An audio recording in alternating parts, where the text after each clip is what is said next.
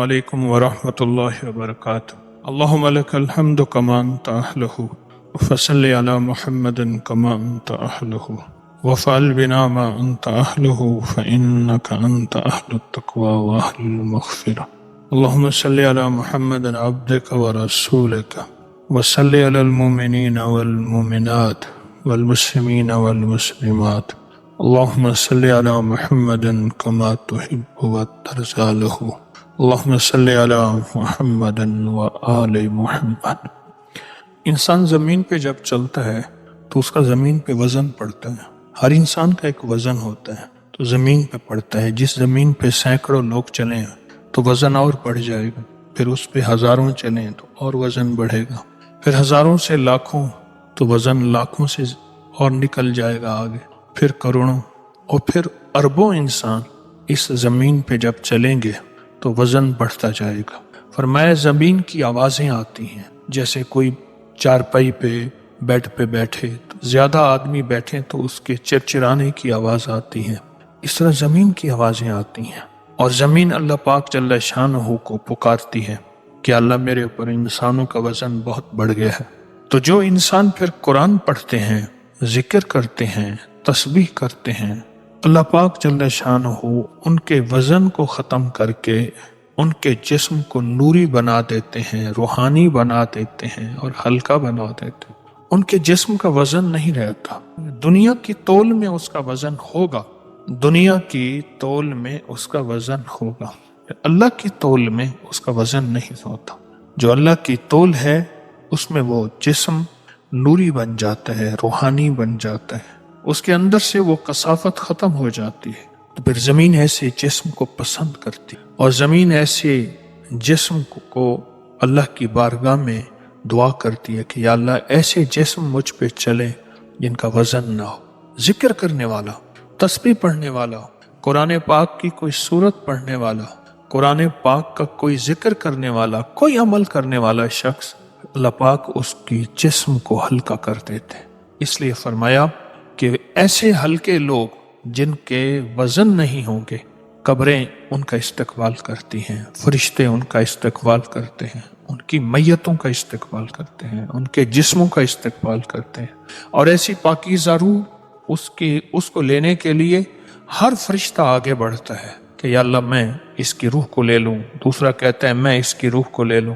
ہمیں جو اللہ پاک نے زبان پہ اپنی یاد کی توفیق دی ہے، میری اس فکرے کو پھر سنیں گے اس بات کو، ہمیں جو اللہ پاک نے زبان پہ اپنی یاد کی توفیق دی ہے، یہ کوئی تھوڑی نعمت نہیں ہے. یہ ہماری زبانوں کو اللہ نے چنا ہے، ہی من یشاء چنا ہے، ہمارا انتخاب ہوا ہے، ہماری یادیں یہ چنی گئی ہیں، ہمارا انتخاب ہوا ہے. اور اس انتخاب میں ہم کامیاب ہوئے ہیں تو ہماری زبانوں پہ اس کی یادیں زندہ ہوئی ہیں، ورنہ ہماری زبانوں پہ اس کی یادیں نہیں آ سکتی. کتنے لوگ ایسے ہیں، سینکڑوں ہزاروں نہیں، اربوں جن کو ایک دفعہ لفظ اللہ کہنا نصیب نہیں ہوا. عجیب بات ہے. اب دیکھیں میں نے لفظ اللہ کہا تو آپ کے سب کے منہ سے، دل سے بے ساختہ اللہ نکلا. یہ اللہ، کتنے لوگ ایسے ہیں جن کو آج تک نصیب نہیں ہوا، آج تک نصیب نہیں کہ ان کی زبان سے اللہ نکلے. معلوم یہ ہوا کہ اس کریم نے ہمارا انتخاب کیا ہے، اس کریم نے ہمارے اوپر کرم کیا ہے، اس کریم نے ہمارے اوپر عطائیں کی ہیں کہ اس نے ہمیں اپنے نام کے لینے والوں میں سے بنا دیا کہ جاؤ میرے فرشتوں ان کے دلوں میں میری محبت ڈال دو اور ان کی زبانوں پہ میرا نام جاری کر دو. کہا کہ درویش کے پاس آئے کہ حضرت مجھے کیسے پتہ چلے کہ میرا یہ ذکر قبول ہے؟ تو فرمایا ایک کے بعد اگر دوسرے کی توفیق ملتی ہے تو پھر پچھلا قبول ہوتا ہے تو اگلے کی توفیق ملتی. غریب انسان ہوگا اور وہ سارا دن مزدوری کرتا ہوگا اور اس کی زبان پہ ذکر ہوگا، وہ دنیا کا خوش قسمت انسان ہے. معلوم یہ ہوتا ہے، مجھے ایک دفعہ ایک بندہ کہنے لگا کہ آپ کے درس میں ایک بات سنی تھی کہ کچھ لوگ ہوں گے جو دنیا کے بھی غریب ہوں گے اور آخرت کے بھی غریب ہوں گے. تو میں تو دنیا کا غریب مزدور ہوں، کیا آخرت کا بھی میں مزدور رہوں گا، غریب بنوں گا؟ تو میں نے صرف اسے ایک بات کہی، میں نے کہا اگر تیرے زبان پہ ہر وقت اللہ کا ذکر ہے تو معلوم یہ ہوتا ہے کہ اللہ تجھے مالدار لوگوں میں شامل کرنا چاہتا ہے. اور تو آخرت کے مالدار لوگوں میں شامل ہے اگر تیری زبان پہ اللہ کا ذکر ہے، اللہ کی یاد ہے۔ تجھے اللہ پاک آخرت کے غریبوں میں شامل نہیں کرنا چاہتا۔ کچھ لوگ ہیں دنیا میں بھی غریب ہوتے ہیں اور آخرت میں بھی غریب ہیں۔ کچھ لوگ ایسے ہوتے ہیں جو دنیا میں تو غریب ہوتے ہیں، آخرت میں مالدار ہوتے ہیں، آخرت میں مالدار ہوتے ہیں۔ دنیا والے ان کو دھتکارتے ہیں، ان کی کوئی حیثیت نہیں، لیکن وہ اللہ کے ذکر کو نہیں چھوڑتے، سارا دن اللہ کا ذکر کرتے رہتے ہیں، وہ آخرت میں مالدار ہوتے ہیں۔ اور جو آخرت کے مالدار ہے وہی اصل ہے، جو آخرت کا مالدار ہے۔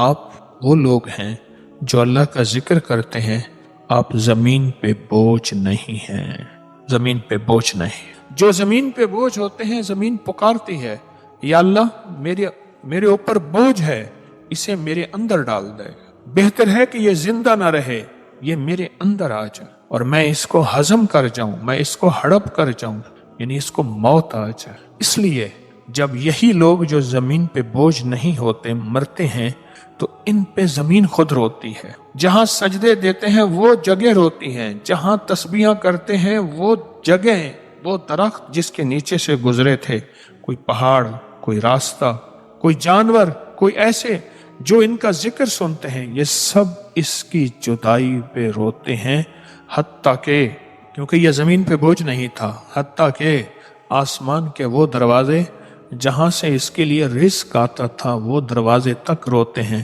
کہ یا اللہ، ایک بندہ تھا جو زمین پہ بوجھ نہیں تھا، راحت کا سامان تھا، آج وہ کہاں چلا گیا۔ اب جو بہانے سے سارے دن اللہ کا ذکر کرتے رہتے ہیں، سارا دن اللہ کا ذکر کرتے رہتے ہیں، کبھی مسنون دعاؤں کی شکل میں، کبھی تسبیح کی شکل میں، کبھی نماز اور سجدوں کی شکل میں، کبھی تلاوت کی شکل میں، کبھی گھر سے نکلنے کی، کبھی گھر سے دم داخل ہونے کی، کبھی کھانے کی، کبھی تسبیحات کی، کبھی 129 بار سورۃ کوثر کی، کبھی سورۃ کوثر اور سورۃ انا انزلنا، انا اعطینا کے وظیفے کی 3 بار جو میں بتاتا ہوں۔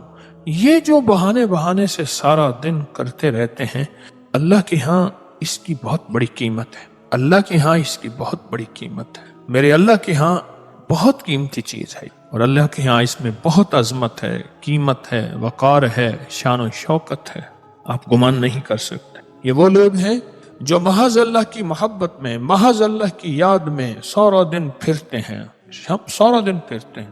اور فرمایا کہ یہ وہ لوگ ہیں جن کے وجود کو بعض لوگ سمجھ نہیں سکتے، پر ان کے دل میں اللہ کا ذکر ہوتا ہے، اللہ کی یاد ہوتی ہے۔ اب کتنے خوش قسمت ہے، اللہ نے آپ کو چنا ہے۔ بادشاہ کے سامنے غلام تھے، اس نے دیکھا نا، اس نے کہا یہ بھی دے دو، یہ بھی دے دو، بکتے غلام آئے تو بادشاہ نے ان غلاموں کی قطار لگی ہوئی تھی، ان میں سے انتخاب کرنا تھا۔ انہوں نے کہا یہ غلام بھی دے دو، یہ بھی دے دو، یہ بھی دے دو، یہ بھی دے دو، یہ غلام بھی، انہوں نے باقی لے جاؤ۔ ان میں ایک غلام تھا، ایک غلام، تو اس نے کہا کہ آپ نے سب کو اپنی پسند سے لیا ہے، مجھے اللہ کی پسند پہ لے لیں، اللہ کے لیے مجھے اپنی غلامی میں لے لیں۔ انہوں نے کہا ٹھیک ہے۔ اور وہ شخص اللہ کی غلامی میں اس نے وہ غلامی کی دیانتداری کے ساتھ، ایمانداری کے ساتھ، خلوص اور سچی خدمت کے ساتھ ترقی کرتے کرتے کرتے ایک وقت آیا وہ خود بادشاہ بن گیا، اور آج اس کی قبر لاہور کی انار کلی میں قطب الدین ایبک، انہیں مجھے اللہ کے لیے لے لیں، لیکن اس نے اللہ کے لیے لے کے پھر کر کے دکھایا کہ اللہ کے لیے ایسے لیا جاتا ہے اور اپنے آپ کو ایسے سپرد کیا جاتا ہے، ایسے سپرد کیا جاتا ہے، خلوص سے، دیانتداری سے، سچائی سے خدمت میں لگا رہا، کوئی طمع نہیں، کوئی غرض نہیں، کوئی عہدہ، کسی چیز کی طلب نہیں، بس لگا رہا۔ تو ہمیں اللہ نے اپنے لیے چنا ہے، باقی لوگوں کو دولت، مال، چیزوں کے لیے، مجھے اللہ نے اپنی یاد کے لیے چن لیے۔ واہ مولا تیری کتنی کریمی ہے۔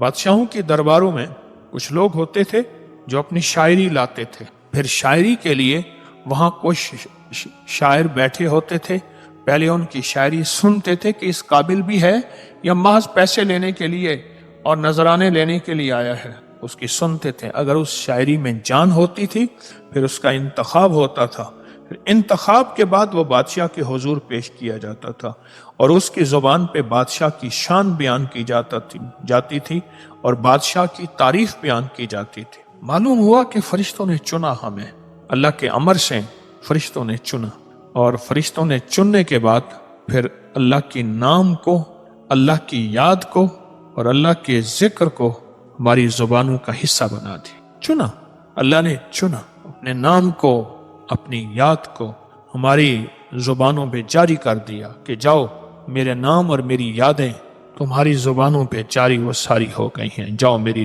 نام اور میری یادیں، میرا نام اور میری یاد ہے۔ یہ قسمت ہے، خوش قسمتی۔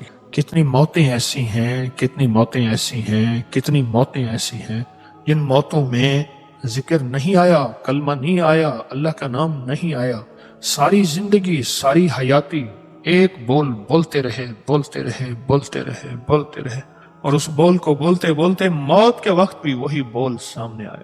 حتیٰ کہ کچھ لوگوں نے کلمہ تلقین کیا تو ان کی زبان پہ کلمہ جاری نہیں ہوا۔ جو زندگی بھر بول رہے گا، زندگی بھر بول رہے گا، اس لیے فرمایا 3 چیزیں موت میں سامنے آتی ہیں، یاد رکھیے گا۔ ایک دوست، جب زندگی کی کشمکش ہوگی، تانے بانے ٹوٹ رہے ہوں گے، ایک دوست جس سے محبت ہوگی، جس سے تعلق ہوگا، اگر وہ اللہ والا ہوگا تو وہ دوست سامنے ہوگا اور اس کو کلمے کی یاد آ جائے گی۔ ایک محفل، جن محفلوں میں زیادہ اٹھنا بیٹھنا ہوگا، جیسے آپ حضرات کی محبت تسبیح خانے سے ہے، موت کے آخری لمحوں میں یہ محفلیں سامنے لائی جائیں گی، یہ محفلیں سامنے لائی جائیں گی موت کے آخری لمحوں، پھر ان محفلوں کو دیکھے گا۔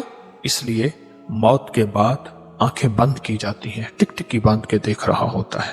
2 چیزیں موت کے بعد بند کی جاتی ہیں، ایک منہ، ایک آنکھیں۔ آپ کو میں ایک منظر بتاتا ہوں۔ کوئی حیرت انگیز چیز ہو جسے آپ دیکھیں، کوئی بھی حیرت انگیز چیز ہو آپ دیکھیں نا، ایسے ہاں آپ بے ساختہ آپ دیکھیں گے تو آنکھیں بھی کھلی رہ جائیں گی اور منہ بھی کھلا رہ جائے گا۔ آپ محسوس کریں، دیکھیں کیسے ہوتا ہے کوئی ایسے ہاں اچھا، آنکھیں بھی اور کیا منہ بھی کھلا رہ جائے بندے۔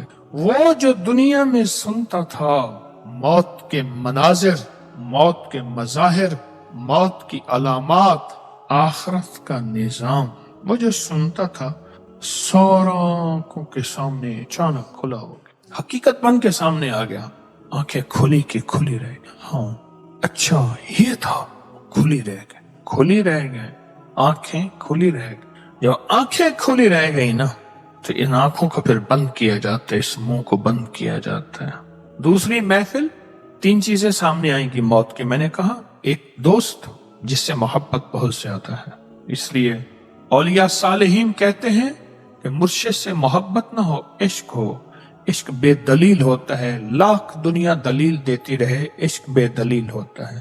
دوسرا محفل جس میں زندگی کے اس کے دن رات گزرے، 2 چیزیں۔ اور تیسرا بول، جن بولوں کو یہ کثرت سے بولتا تھا۔ دنیا کے بول بھی بولنے ہیں، دنیا کی زندگی کی بھی ضرورت ہے۔ مجھے ایک صاحب ملے جو بولنا چھوڑ گئے تھے، کوئی چیز بھی ہو لکھ کے دیتے تھے اور مختصر لفظ لکھتے تھے۔ چند دن میرا ان سے واسطہ رہا، کسی سفر میں اچانک ملے، پتہ چلا کہ انہوں نے کئی سالوں سے بولنا چھوڑا ہوا، اور میں نے ان سے پوچھا تو آپ نے کئی سالوں سے بولنا چھوڑا ہوا؟ انہوں نے گردن ہلائی۔ میں نے زیادہ سوال کیے تو انہوں نے ایک لفظ لکھ کے دیا، مجھ سے زیادہ سوال نہ کریں، بس اتنا لکھ کے دیا، اور وہ بھی نیچے سے کوئی میرے خیال میں ڈبی اٹھائی، جیب سے قلم نکالا اور اس گتے کے اوپر لکھ کے مجھے دے دیا کہ زیادہ سوال نہ کریں۔ یہ بول جو ہے زندگی میں یہ سامنے آئیں گے، بول سامنے آئیں، اور پھر انسان ان بولوں کے ساتھ زندگی کے دن رات آخر کار اسی سے تانے بانے ٹوٹ جائیں گے، اسی کے ساتھ تانے بانے ٹوٹ جائیں گے۔ ایک صاحب ہمارے پڑوس میں تھے، 2 گلیاں چھوڑ کے، تو ان کا موت کا آخری وقت آیا تو ان کو گھوڑوں کا شوق تو بہت زیادہ، ریس کا، ان کو پالنے کا، خود کچھ نہیں کھاتے تھے، گھوڑے کو بہت قیمتی چیزیں کھلاتے تھے، اور جو گھوڑا ان کے گھوڑے سے آگے نکل جاتا تھا اس کو کسی نہ کسی تدبیر کر کے زہر دلا دیتے۔ یہ گھوڑا میرے گھوڑے سے آگے کیوں نکلا؟ کوئی نہ کوئی تدبیر ہوتی تھی، زہر دلا دے۔ جب ان کا آخری وقت آیا تو وہ چیختے تھے کہ نام لیتے تھے، فلاں کا گھوڑا آیا، وہ آیا، مجھے کاٹے گا ابھی، وہی مجھے کاٹ لیا اس نے، پھر چیختے تھے۔ تو وہ کہتے تھے کچھ نہیں ہے، کہتے میں دیکھ رہا ہوں مجھے کاٹا، یہ دیکھو، اور دیکھتے تھے پھر زخم کے نشان ہوتے، یہ نہیں ہے کہ کہتے تھے۔ حتیٰ کہ جس بندے نے انہیں غسل دیا اس نے کہا کہ ان کے پورے جسم پہ میں نے دیکھا گھوڑے کے کاٹے اور دانتوں کے نشان تھے۔ بِأَيِّ ذَنبٍ قُتِلَ، مجھے کس قصور میں تم نے قتل کیا تھا؟ کتنے خوش قسمت ہیں کہ اللہ نے ہماری زبانوں پہ اپنی یادوں کو تازہ کر دیا، زندہ کر دیا۔ اللہ نے ہماری زبانوں پہ اپنے نام کو زندہ کر دیا۔ کتنے خوش قسمت ہیں۔ اس خوش قسمتی کو یقین جانیے قیامت کے دن بھی اور دنیا میں بھی پتہ چلے گا کہ کتنے خوش قسمت ہیں۔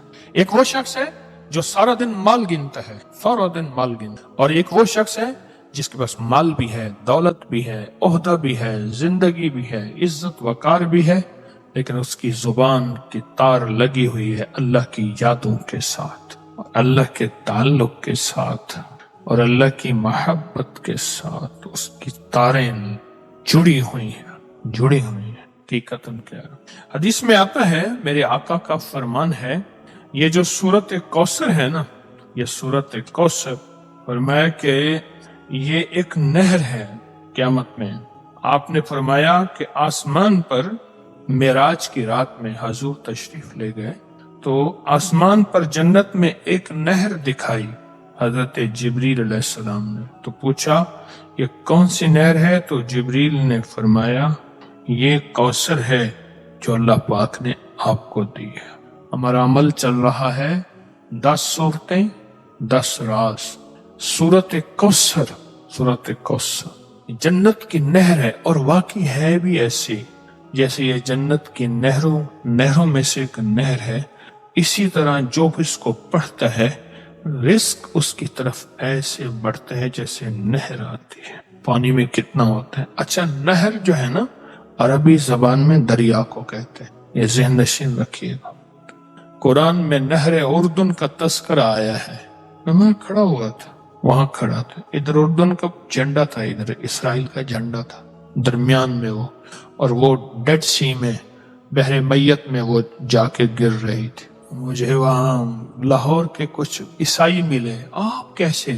میں کہ جی انبیاء کی سرزمین ہے، وہ ان کا عقیدہ ہے، وہ اس نہر میں نہاتے ہیں تو ساتھ ٹیوب بندھی ہوئی تھی، یہ ٹیوب نہیں ہوتی، بندہ ڈوبے نہ، اس نہر میں نہاتے۔ تو یہ نہر جو ہے عربی میں جیسے ایک لفظ ہے نہر جہون، جہون دریائے جہون، نہر جہون، اسے دریائے آمو بھی کہتے ہیں۔ یہ افغانستان اور روس کے بارڈر پہ، وہاں ترمز شہر ہے، ترمز، اب تو وہ ازبکستان کا حصہ ہے۔ روس اسی ترمز کے رستے، جب اس نے افغانستان پہ چڑھائی کی تھی، اسی رستے سے آیا تھا، اس کو بھی نہر کہتے ہیں۔ تو معلوم یہ ہوا، وضاحت یہ کر رہا ہوں، معلوم یہ ہوا یہ جو لفظ نہر ہے، یہ بنیادی طور پہ نہر جو ہے یہ دریا ہے، اور یہ سورت کوثر دریا ہے، دریا، سورت کوثر دریا ہے، بہت بڑا دریا ہے سورت کوثر۔ میں نے جتنے زندگی کے سال ہو گئے ہیں بتاتے مجھے آج تک کوئی ایسا نہیں ملا جس کو سورت کوثر کے ذریعے رزق دیدار مصطفیٰ، 2 رزق دیدار مصطفیٰ، جادو جنات اثرات اور بندشوں کا جڑ سے خاتمہ، 3 برکت، 4 لا علاج بیماریوں کا خاتمہ، 5 بے شمار برکات، لا علاج بیماریاں، دکھی بیماریاں۔ مجھے زندگی میں اس کے بہت تجربات ملے، بہت کمالات۔ جس نے بھی یقین سے پڑھا اللہ پاک نے اس کے لیے نہریں کھول دی، صحت کی بھی، رزق کی بھی، عزت کی بھی، برکت کی بھی، عطا کی بھی، شفقت کی بھی، نہریں کھول دی۔ میں ابھی سفر میں تھا تو ایک صاحب مجھ سے کہنے لگے تنخواہ آتی ہے ختم ہو جاتی ہے، کیا کروں؟